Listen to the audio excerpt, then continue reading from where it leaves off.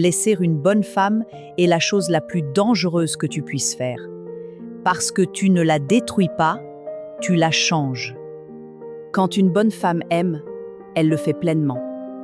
Sans jeu ni intention cachée. Elle donne son temps, son énergie, sa paix et son avenir.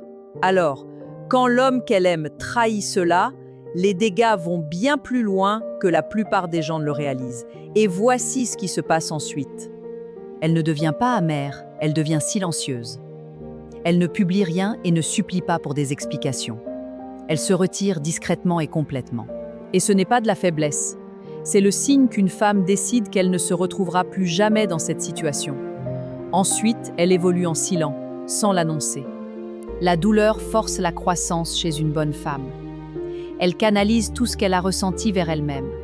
Sa paix, son objectif et ses exigences.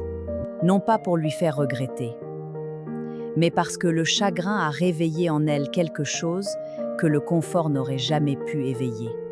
Puis elle pardonne, pas pour lui, mais pour elle-même. Mais pardonner ne signifie pas redonner accès. La porte se ferme doucement et elle se ferme définitivement.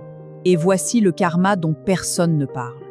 Un jour, il rencontrera quelqu'un qui le traitera exactement comme il l'a traité. Et à ce moment-là, il comprendra enfin ce qu'il avait. Non pas pour lui faire regretter, mais parce que le chagrin a réveillé en elle quelque chose que le confort n'aurait jamais pu éveiller. Et elle sera devenue inaccessible pour lui, et pleinement présente pour quelqu'un qui la mérite vraiment. Les bonnes femmes ne partent pas en faisant du bruit, elles partent transformées.